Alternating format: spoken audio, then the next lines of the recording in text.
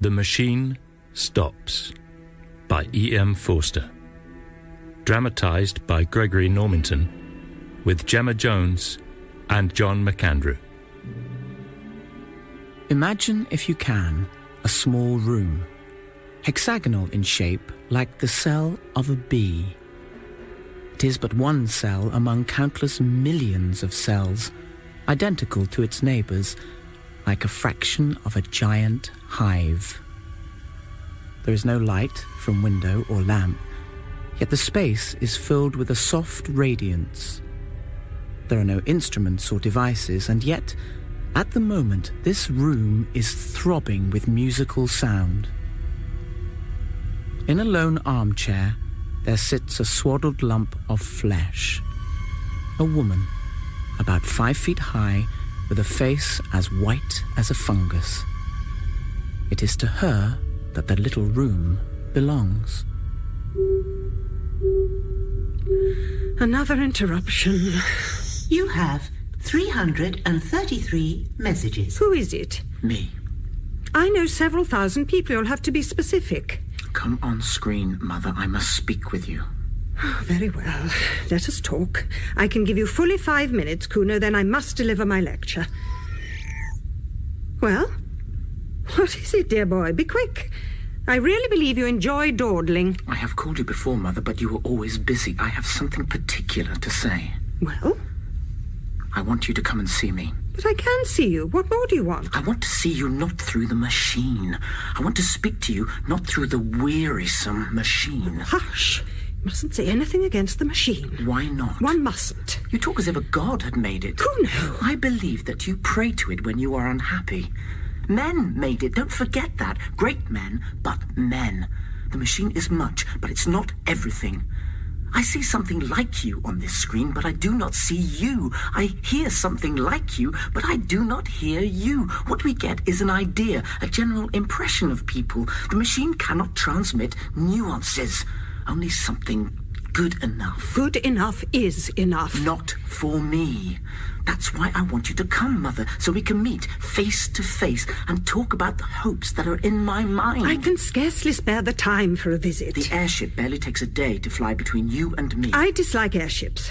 Why? I dislike seeing the horrible brown earth and the sea and the stars when it's dark. I get no ideas in an airship. I don't get them anywhere else. But what kind of ideas can the air give you? Do you not know 4 big stars that form an oblong and 3 stars together in the middle of the oblong, and hanging from these stars 3 other stars? I told you I dislike the stars. I had an idea they were like a man. I don't understand. The 4 big stars are the man's shoulders and his knees. The 3 in the middle are like the belts that men wore once.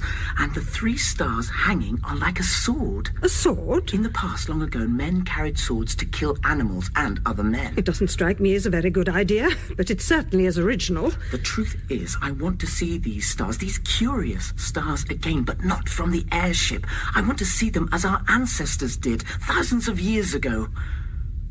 I want to visit the surface of the earth. Kuno, that's... Honestly, you're trying to shock me. Mother, you must come, if only to explain to me what is the harm of visiting the surface of the earth. There's no harm at all, but no advantage. The surface of the earth is only dust and mud. There's no life remains on it, and you would need a respirator, or the cold of the outer air would kill you. One dies immediately in the outer air. I know. Of course, I shall take all precautions. And besides... What? It is contrary to the spirit of the age. You mean by that contrary to the machine? In a sense, but... Kuno? Kuno? Oh. Connecting. Have you bathed? There's a new scented deodorizer. It did wonders for my headache. What's the new food like? Quite horrible. I like the vitamin enhancers. Can you recommend it? Recommend what? The new food. I mean the deodorizer. What deodorizer? Cured my headache. The medical apparatus will take care of that. Any ideas lately? I've had no ideas of my own. But I've just been told one. That 4 stars and 3 in the middle are like a man. 4 stars? I doubt there's much in it. Anyway, I must leave you. It's time for my lecture. Moving you to auditoria. Attendance connected.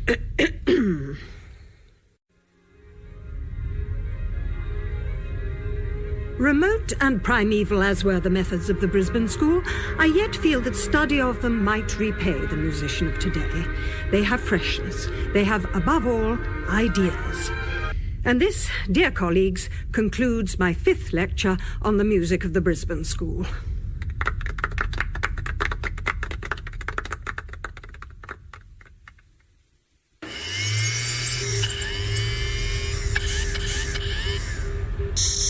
Meal delivered.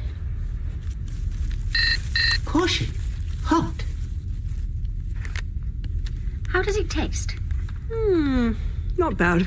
Chemically enhanced. I don't think emulsifiers add much. It's salty. It's too salty, isn't it? Phosphates. Good for the brain. I'm feeling tired. Installing bed. I've a feeling for a small bed. The bed I have is too large. I get quite lost in it. No use complaining. Beds are of the same dimension all over the world. To have an alternative size would involve vast alteration. Precisely. Look in the book of the machine. The Central Committee make it very clear. Page 1297, starting at subsection 12. Good night, all. Bed installed.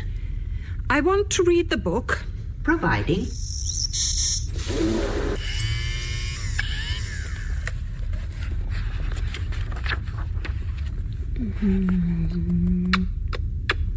Oh, machine. Oh, machine. Kuno? No, Mother, I will not talk to you until you come. But why don't you come to me instead? Because I can't leave this place. Why?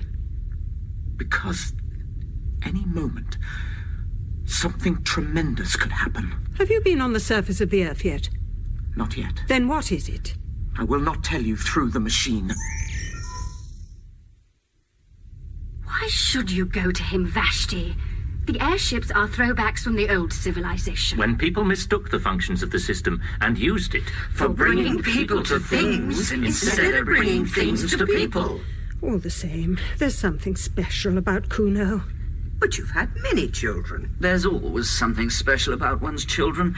It's a genetic atavism. You have no duties towards him, Vashti. Consult the book. Page 1355. Parents' duties of cease at the moment of birth. She knows that. I feel obscurely worried for him. worried. Concerned. Concerned? I mean, thoughtful. Kuno asked once to be made a father. Well, that's good. It shows he cares for the machine. He wants to contribute. His request was refused by the committee. I wonder why. Perhaps he is possessed of a certain physical strength. An athlete.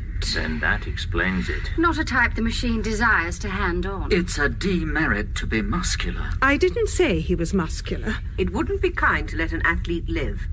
Not now that we can prevent it. Man must be adapted to his surroundings. That the machine may progress. That the machine may progress. That the machine may progress eternally.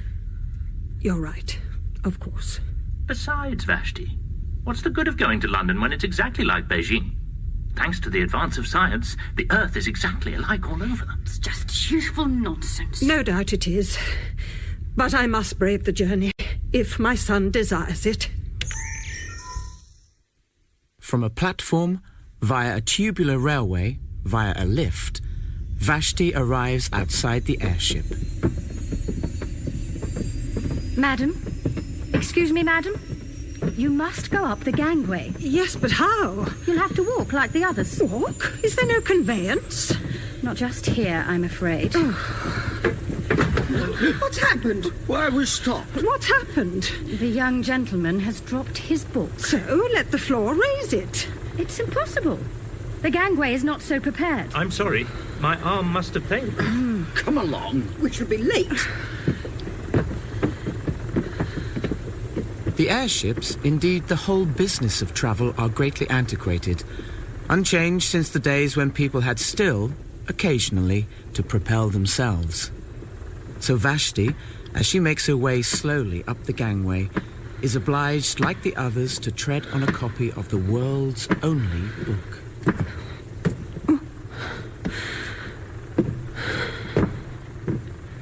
Like countless others, this airship flies daily, regardless of wind or storm. Swiftly it ascends, rising from the vomitory into the outer air. Vashti, if she could bear to look out of the window, would see from her vestibule the surface of the buried city. Beneath those corridors of shining tiles are rooms, tier below tier reaching far into the earth. And in each room there sits a human being, eating, sleeping, or producing ideas. And buried somewhere, deep in the hive, is her own cell. Oh, machine. Oh, machine. I say, let me have some light. I can see the stars. It's barbaric. I'm sorry, sir. You can pull down the blind. Oh, help! Help! Help! What is it, madam? That light. There's a flaw in my blind. It's in my eyes. It's only the moon. Take it away. It isn't my place to mend the blind. I can't sleep here. I can only suggest you change cabin. Let me help you up. Oh, what? How dare you touch me? I'm terribly sorry, madam. I meant to help you. I keep forgetting not to touch. Well, you forget yourself. I'm most awfully sorry. This way.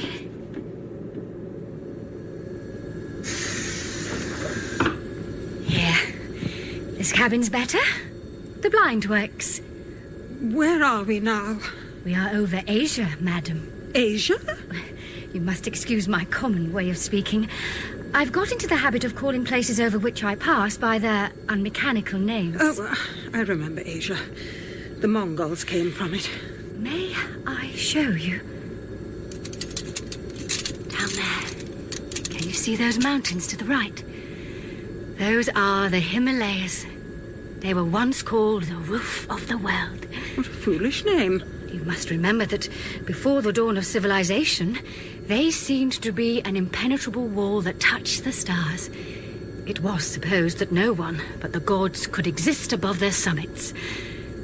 How we have advanced, thanks to the machine. How we have advanced, thanks to the machine. And that white stuff in the cracks, what is it? I have forgotten its name. Well, it can't be important. Cover the window, please. These mountains give me no ideas.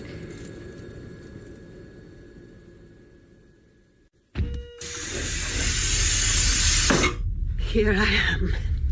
Yes. I have had the most terrible journey and greatly retarded the development of my soul. It is not worth it, Kuno. It is not worth it. Say what you want to say, and then I must return. I have been threatened with homelessness. I have been threatened with homelessness, and I couldn't tell you such a thing through the machine. But homelessness means death. Exposure to the air. Please, Mother, take my chair.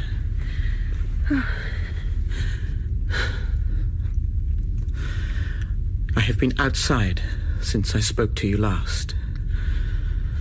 The tremendous thing has happened, and they have discovered me. But why shouldn't you go outside? It's perfectly legal, perfectly mechanical to visit the surface of the Earth. I have lately attended a lecture on the sea. One simply summons a respirator and gets a permit. I begged you not to do it, but there is no legal objection to it. I did not get a permit. Then how did you get out? I found out a way of my own. A what? A way of my own. But that would be wrong. You're beginning to worship the machine. You think it irreligious of me to have found out a way of my own. It's just what the committee thought when they threatened me with homelessness. I worship nothing. I'm most advanced. All the fear and the superstition that existed once have been destroyed by the machine. Besides, there is no new way out. So it's always supposed. Yes, the book says so. Well, the book is wrong. For I have been out. On my feet. How do you mean?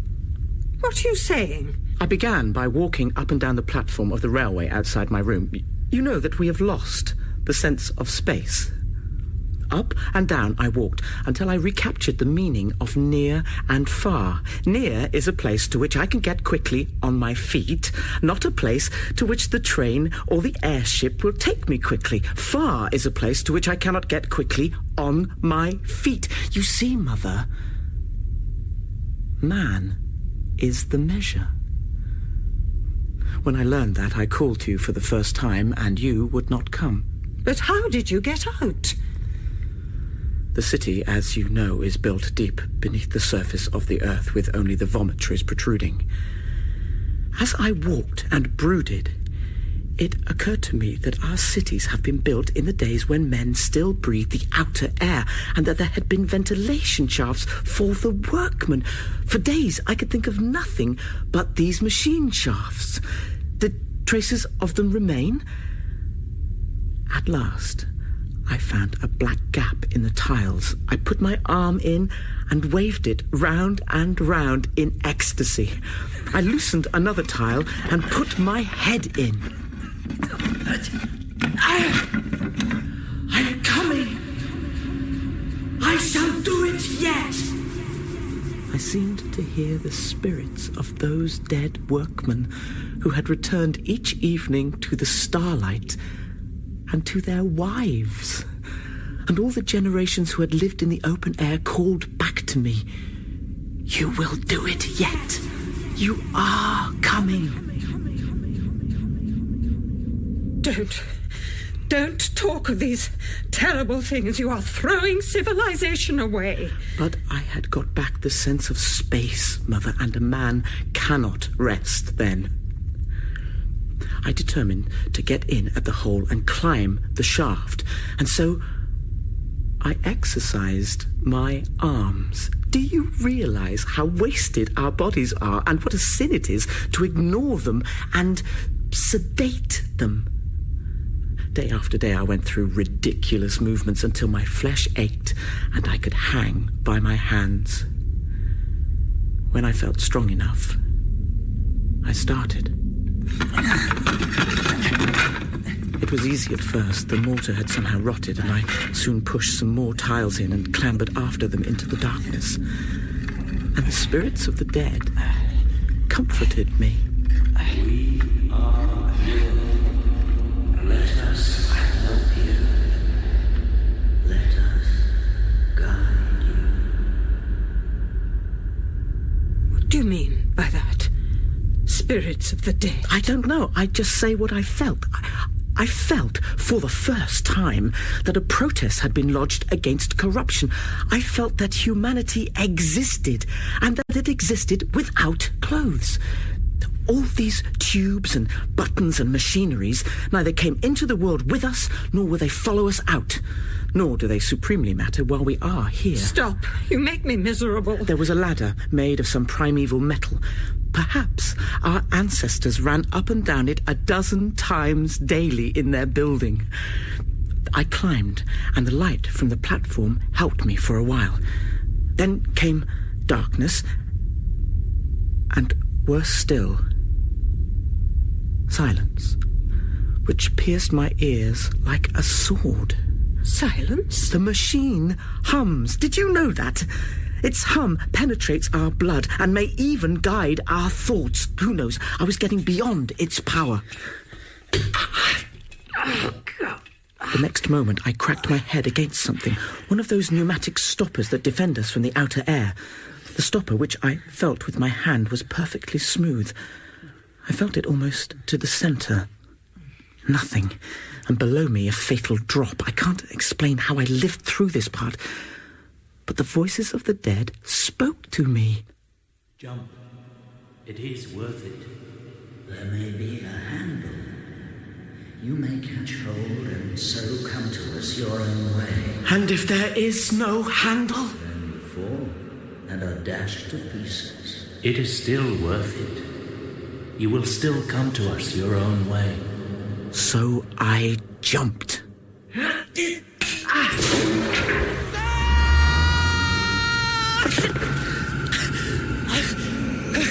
My weight had set something in motion, and the capsule opened. I was lying with my face to the sunshine. The stopper, with me clinging to it, had simply been blown out of the earth, and the air that we make down here was escaping through the vent into the air above. It burst up like a fountain. I crawled back to it, for the upper air hurts. And, as it were, I took great sips from the edge.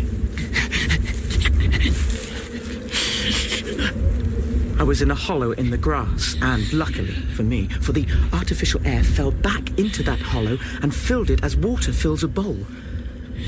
I was stranded, but at least I knew where I was. This is Wessex! Do you hear, hills? You are Wessex!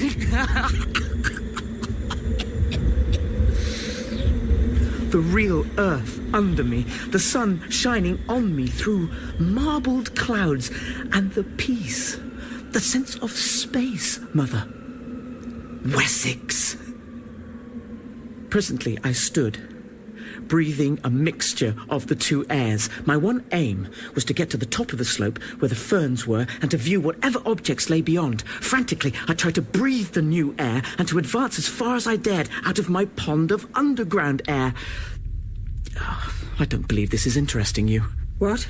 The rest will interest you even less. There are no ideas in it. Really? I shouldn't have troubled you to come. We're too different, Mother. No. You must continue. It was evening before I climbed the bank.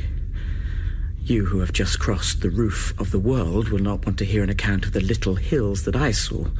Low, colourless hills, but to me, Mother, they were living, and the turf that covered them was a skin.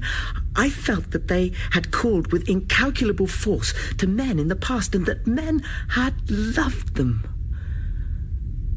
Can't you see? Can't all you lecturers see that we are dying? That down here the only thing that really lives is the machine. It has robbed us of the sense of space and the sense of touch. It has blurred every human relation and narrowed down love to a carnal act. It has paralyzed our bodies and our wills, and now it compels us to worship it.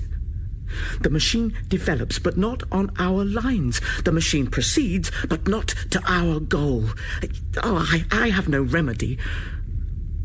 Or at least only one. To tell men again and again that I have seen the hills of Wessex as Alfred saw them when he overthrew the Danes. Go on. Nothing that you say can distress me now. I am hardened to your blasphemies. I had meant to tell you the rest, but I can't. I know that I can't. Goodbye. Now, this is unfair. You have called me across the world to hear your story, and hear it I will. Tell me, as briefly as possible, for this is a disastrous waste of time, tell me how you returned to civilization. Oh, that. You'd like to hear about civilization. Certainly. For hours, artificial air had been rushing from the shaft, but now the fountain of escaping air played with less vigour, then eventually stopped completely. I'd entirely forgotten about the machine, and I paid no great attention at the time, being occupied with other things. Not until it was too late did I realise what the stoppage of the escaping air implied. You see, the gap in the tunnel had been mended. The mending apparatus. The mending apparatus was after me. It was dark now, but the moon shone into the dell at moments quite brightly. Suddenly, I thought I saw something dark move across the bottom of the dell and vanish into the shaft. In my folly, I ran down. I bent over and listened, and I thought I heard a faint scraping noise in the depths. Of course, I took alarm. I realised something evil was at work, and I had better escape to the other air, and if I must die running into the cloud that was the colour of pearl. I never started. Out of the shaft, it's too hard. A worm. A long, white worm had crawled out of the shaft and was gliding over the moonlit grass. That's how the machine defends itself, how it mends itself. These long, white, mechanical creatures. I did everything that I should not have done. I stamped upon the worm instead of flying from it, and it curled at once around my leg. Help! Help! Oh, for the whole dell was full of the things. They were searching it in all directions. They were denuding it, and the white snouts of others peeped out of the hole. Suddenly, my feet were wound together. I was dragged away from the ferns and the living hills and back into the tunnel. The last things that I saw were certain stars, and I felt that a man of my sort lived in the sky. For I did fight. I fought to the very end, and it was only my head hitting against the ladder that quieted me.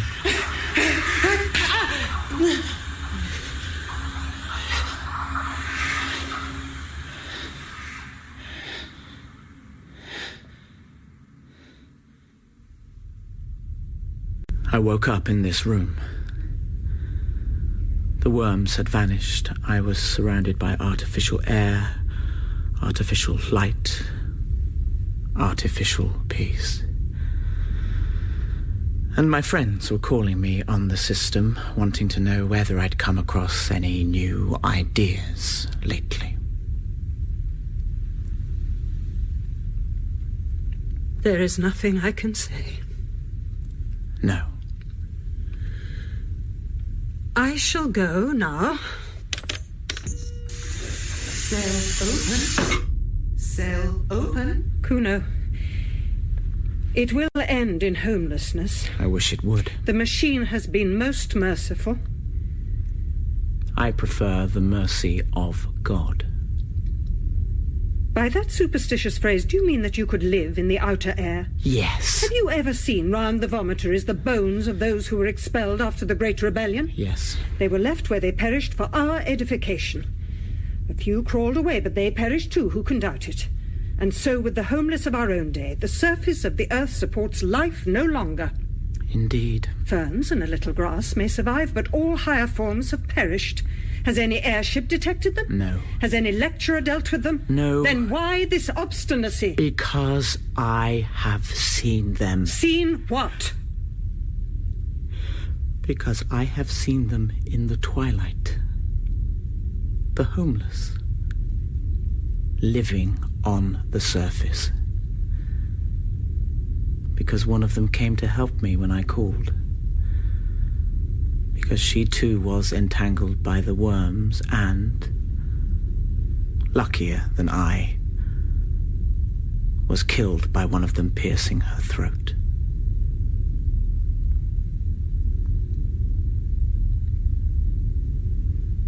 Goodbye, Kuno.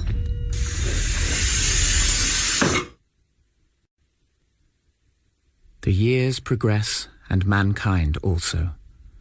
Vashti's life goes peacefully forward. She makes a room dark and sleeps. She awakes and makes the room light. She lectures and attends lectures. She exchanges ideas with her innumerable friends and believes she is growing more spiritual. As for me, sinful, sacrilegious Kuno, I am moved to the southern hemisphere, only yards, in fact, from my mother's cell. Since my escapade, we never communicate, having nothing in common. Have you heard the news? Respirators have been abolished. What do you make of it, Vashti? It's a natural development. Only to be expected. Personally, I've always held it foolish to visit the surface of the Earth. Airships might still be necessary, but what's the good of going out for mere curiosity and crawling along for a mile or two in a terrestrial motor? I agree. The habit is vulgar and faintly improper. It's unproductive of ideas and has no connection with the habits that really matter. But it's time for the sea lecture. Connecting to lecture. Some of my colleagues have complained that subsequent to the ban on respirators, they have been debarred access to their outer surface subject matter. This, of course, is plainly a nonsense. My lectures on the sea are none the less stimulating when compiled out of other lectures that have already been delivered on the same subject. With others, my colleagues the world over, I take up the call, beware of first-hand ideas. Changing venue. First-hand ideas do not really exist. Let your ideas, my fellow thinkers, be second-hand, and if possible, tenth-hand, for then they will be far removed from direct observation. Do not learn anything about this subject of mine, the French Revolution. Learn instead what I think that Ennis Sharman thought, Urizen thought, Gooch thought, Ho Young thought, Shibo Singh thought, Lafcadio Hearn thought, Carlyle thought, Mirabeau said about the French Revolution. Through the medium of these 10 great minds, the subject will be clarified to an idea which you may employ most profitably in your daily lives.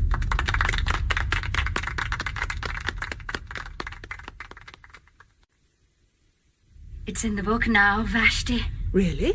I ordered the 600th edition, and there it was, printed on the first page. The machine feeds us and clothes us and houses us. I like to repeat certain numerals. 227, 1528. However little meaning they convey to the outer ear. I don't listen to what the retrogrades say. Who does? Anybody who rejects undenominational mechanism lives in danger of homelessness. But don't you feel sorry for them? I mean, for their unbelief. Think what they do without.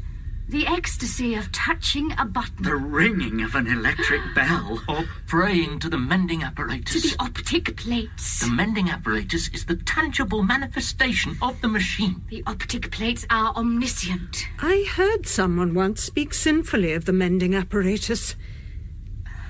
Sinfully? Why? What was said? Oh, it's not worth repeating. He compared them to worms. Long white worms. White worms? Preposterous. Do we know this man? I believe he was granted euthanasia. Year by year, my brethren, we are making progress. Invincible pressure when gratified. The better a man imposes upon it, the less he understands the duties of his neighbour. And in all the world there is not one who understands the machine as a whole, for the whole of the machine is greater than man. We are smaller than the machine, though equal in its sight.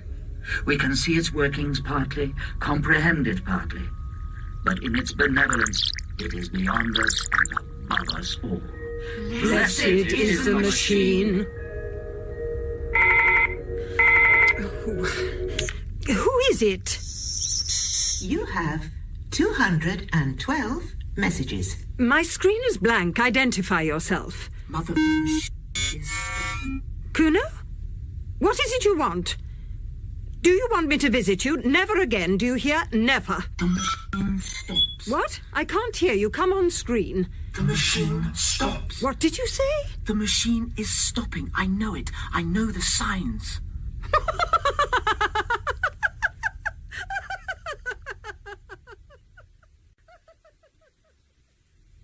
Can you imagine anything more absurd? A man who was my son believes that the machine is stopping.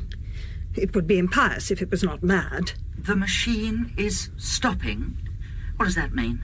The phrase conveys nothing to me. Nor to me. He's not referring, I suppose, to the trouble there has been lately with the music. Oh, no, of course not. Let us talk about the music. Well, have you complained to the authorities? Yes, and they say it wants mending and referred me to the committee of the mending apparatus. I complained of those curious gasping sighs that disfigure the symphonies of the Brisbane School. They sound like someone in pain. The committee of the mending apparatus say that it will be remedied shortly.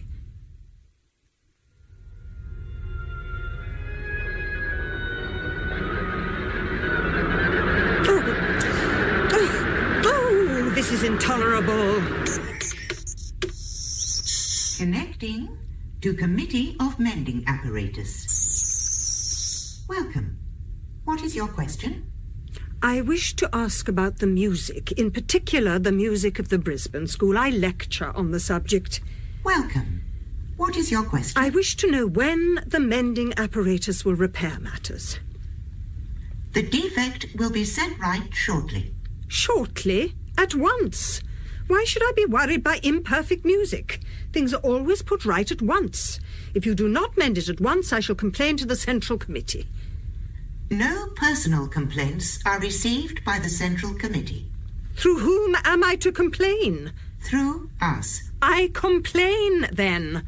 Your complaint shall be forwarded in its turn. But others have complained, haven't they? Your question is unmechanical.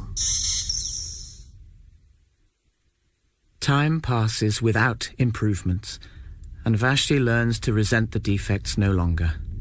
Like her friends, She adapts herself to every caprice of the machine, and things go from bad to worse, unchallenged. Until, that is, the failure of the sleeping apparatus.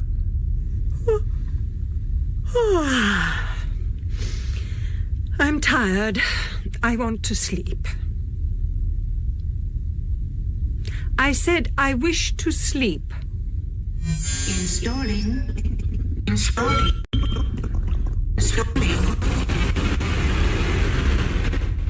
Throughout the world, in Sumatra, in Wessex, in the innumerable cities of Brazil, the beds, when summoned by their tired owners, fail to appear. It may seem a ludicrous matter, but from it we may date the collapse of humanity.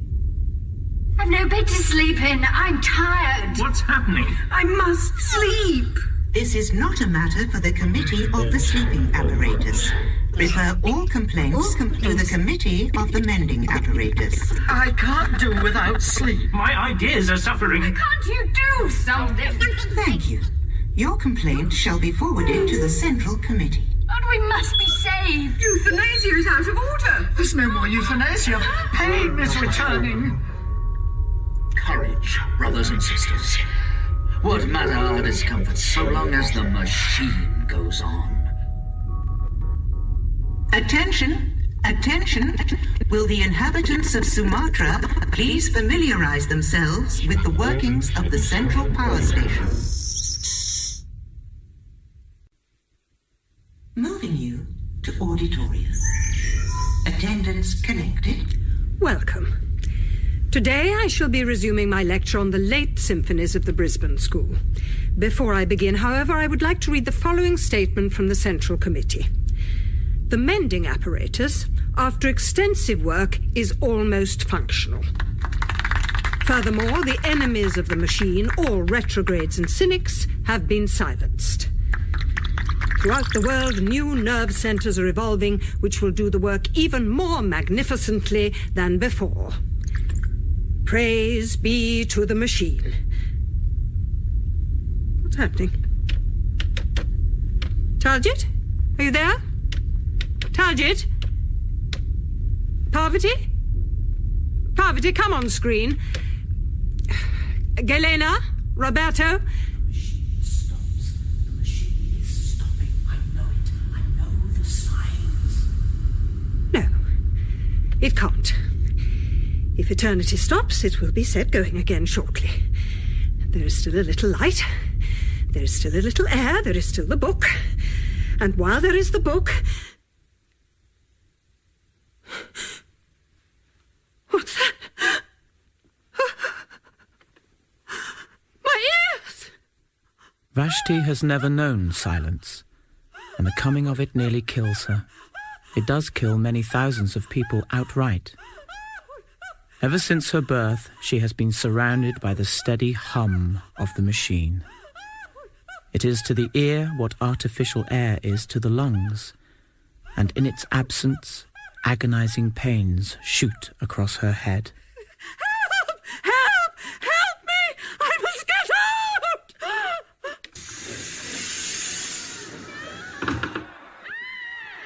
People are crawling about.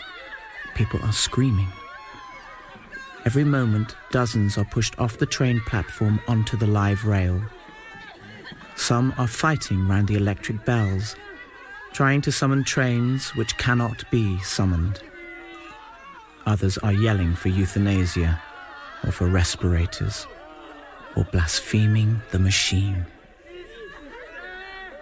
And behind all the uproar is silence. The silence which is the voice of the earth and of the generations who have gone. Blessed is the machine. Blessed is the machine, omnipotent and eternal. Oh, not the light. Not the light. Slowly, the brilliancy of Vashti's world is dimmed. Light follows the flight of sound. Air is following light. And the original void is returning. Oh, praise be machine. Praise be machine.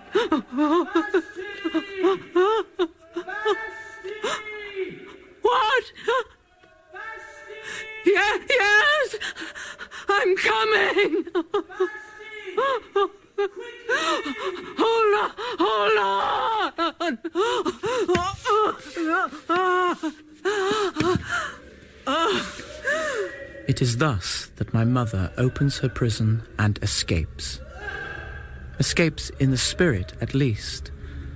The rush of foul air on her skin, the loud throbbing whispers in her ears, tell her that she is facing the tunnel again, where she saw men fighting. They are not fighting now.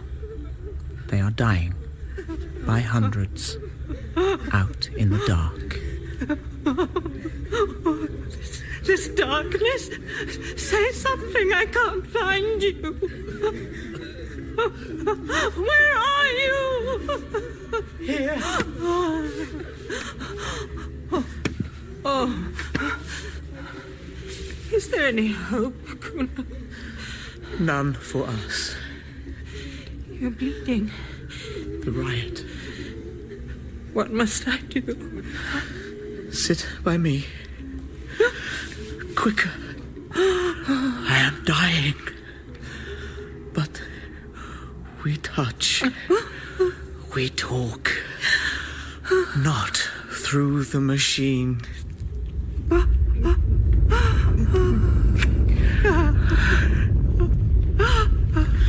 Listen. The city is breaking like a honeycomb. The last thing we will see is the sky. Oh, my boy. We have come back to our own mother. We die, but we have recaptured life. As it was in Wessex, when Alfred overthrew the Danes. We know what they know outside. But, Kuna, is it true? Are there still men on the surface of the earth? Is this tunnel, this poison darkness really not the end? I have seen them, spoken to them, loved them. They are hiding in the mist and the ferns until our civilization stops. Today, they are the homeless. Tomorrow... Tomorrow some fool will start the machine again tomorrow. Never. Never. Humanity has learned its lesson.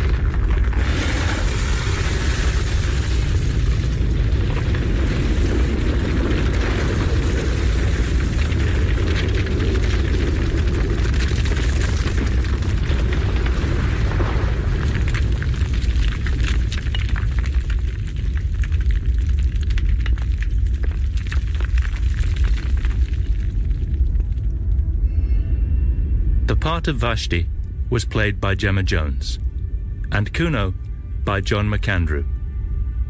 Voice 1 and the flight attendant, Connie Walker. Voice 2 and the preacher, Christian Rodska. Voice 3 and the lecturer, Anne Carroll. Voice 4 and the young man, by Fergus Webster. And the computer, by Gilly Mears.